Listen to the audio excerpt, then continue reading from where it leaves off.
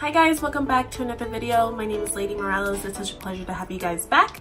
And I'm your girl for all things plus size eating disorder recovery. I much teach and talk about things that work for me to recover completely from an eating disorder. I talk about life after an eating disorder and navigating the world as a plus size eating disorder survivor.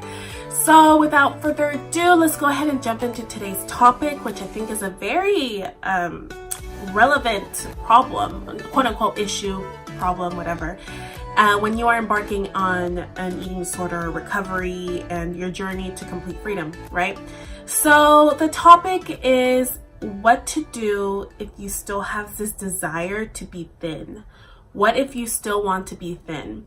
And logically, you hear back and forth from the body positive and eating disorder community, a lot of them, or most of them, I should say, about, you need to love your body, you need to love your curves, you need to embrace, your flaws, or you need to learn to accept yourself, you need to let go of the idea of being thin. And we logically know that. It's the thing. We logically know that. But if you were anything like me, you feel as if they just don't get it. Being overweight or obese or whatever the case may be. They can talk about loving your body and all of that stuff, but they just don't get it, especially when somebody on our side of the scale is constantly being suppressed and is constantly the target of shame and guilt, etc. So at least for me personally, I struggled a lot with that because not for nothing, not that I'm thin shaming, but a lot of the people that I did work with were smaller than me, and I felt like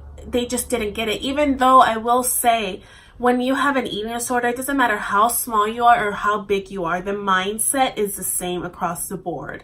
So I just want to go ahead and say that the way I used to think of myself of being fat and ugly and all of that stuff was the same exact way that somebody who was anorexic with a size 0 used to think about herself. So the mindset is across the board the same. So I want to go ahead and say that, not that I'm thin shaming or anything. It's just an honest thought that I had during my recovery. So I'm going to say something very bold and something that not a lot of eating disorder recovery coaches and not a lot of body positive activists will say or agree with, and that's totally fine. This is what worked for me and this is my voice, and again, do what resonates with you at the end of the day.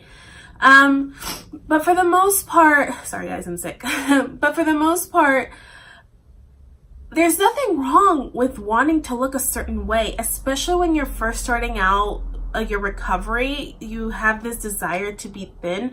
The desire is normal and it's okay to have that desire. And I'm going to elaborate a little bit more. It's not where this isn't where you think this is going to go. This isn't permission to go, it's okay to want to be thin, go restrict. That's not where I'm going with this at all.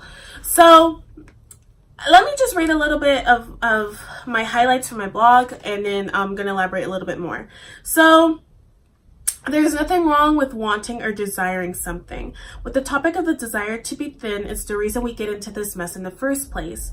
Being told don't want to be thin or don't want to be at your dream body, let go of that idea, is like saying don't want to strive for a larger income, be happy with where you are at and let go of wanting to be rich. Or don't want the desire of having your ideal boyfriend, be happy being single, let go of the idea of having a relationship. Logically, you should be happy with what you have, but no matter what, you can't help but focus on what you don't have.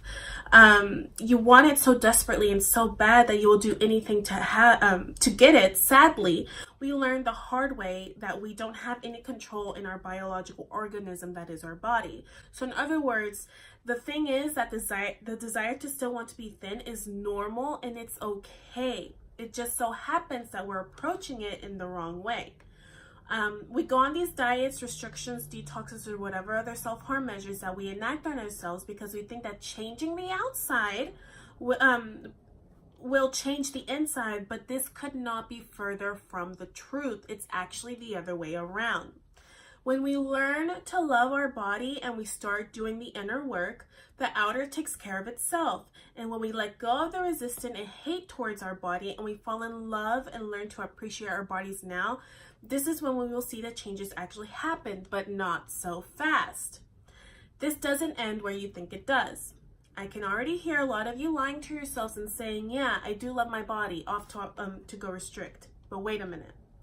See, the more that we learn to appreciate our bodies and love them as they are right here, right now, we actually will find that we don't even care over time how we look like. Any weight gain or weight loss will be neutral to us because our focus has shifted to our life, our dreams, goals, and purposes.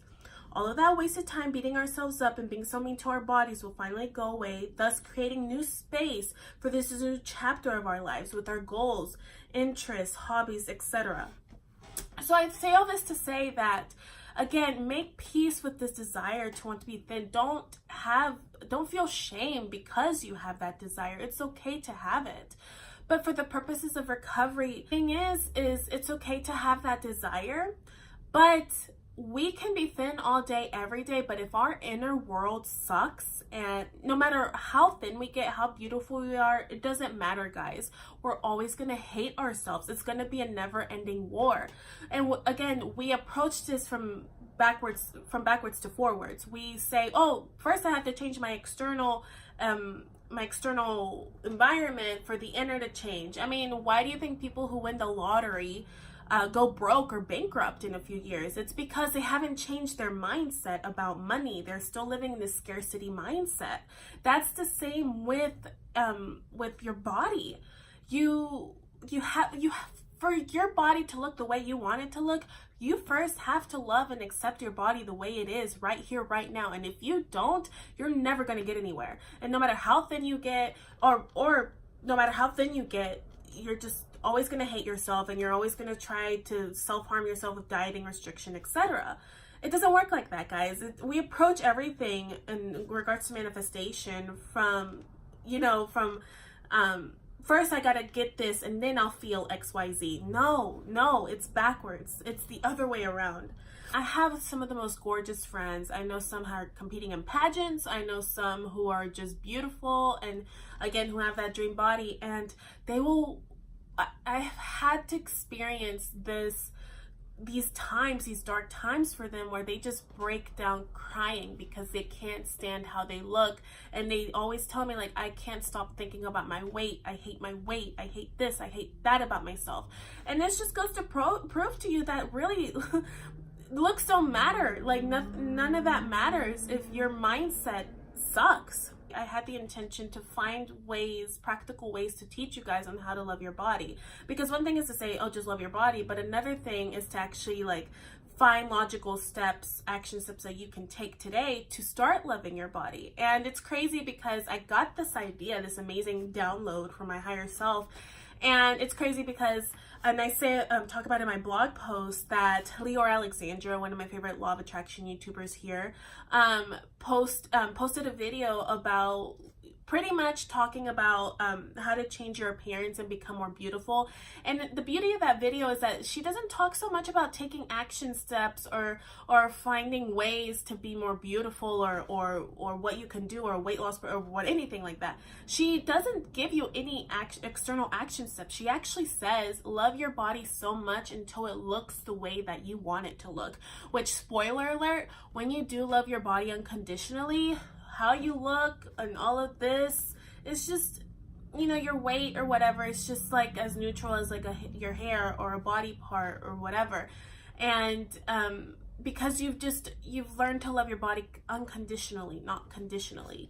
So I would definitely recommend that you guys check out that video, because again, it's all about appreciation and focusing on the things that your body does for you, that you do love about your body. Maybe you don't like your weight. I know when I first started recovery, there was no way in hell I loved my body. There was no fucking way in hell I loved my body.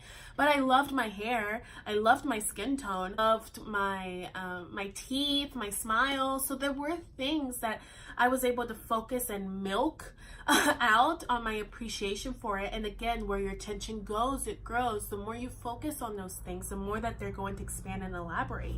And of course, Elisa from Follow the Intuition, my girl, she also posted a video very similar to Leor's, and again, a topic that I was thinking about. It's just crazy how consciousness and how we're all thinking the same thing at the same time, because she posted a video about, you know, one positive body image practice to start today. And I would definitely, again, recommend that video. She talks about pretty much the same thing, writing down things about your body that you do appreciate. And these don't have to be exterior. These don't have to be like things that, you know, don't force yourself or think or write down things that you think you should be or that you should be writing down. But she talks about, you know, like, they don't have to be external things. It could be something as, you know, I'm so lucky that my body is always fighting for homeostasis, because every illness I've had, sickness I've had, pain, injury, sprained ankle, whatever, my body always fights for me and always fights to heal me. Like, even me saying that just is like, wow, my body really does do a lot. So focus on the things that your body does for you, even though you're binge eating right now, even though you're like, oh my God, I'm so bloated, I have so much bad edema, whatever. Focus on the reasons why your body has that. And it's not just doing all this shit for shits and giggles, guys. There's a reason for everything. Your body was not designed to make your life miserable.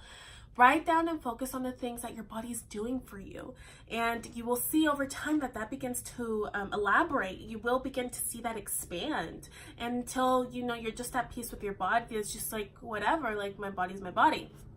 So I would definitely recommend watching those two videos. We were all thinking kind of the same thing. I do kind of tweak it a little bit, and I kind of give you guys 3 ways or 3 steps or 3 techniques, 3 tips, whatever, on how to love your body that have all effectively worked for me. And so, because I'll be honest with you, I'm not in a point in my life where I hate my body per se, but I also don't like unconditionally love my body as well. I'm at the point in my life where even though there might be things I don't like about my body, I respect it, and I'm not going to go on a diet tomorrow. There's no way in hell you're going to get me on a diet. Like, there's no fucking way, because I do respect my body. Even though I'm on that journey like you guys to this point of unconditional love, and me doing these techniques and steps have had such a tremendous impact in my life. I'm not like, oh, I 100% love my body, blah, blah, blah, blah, but I am very neutral and peace.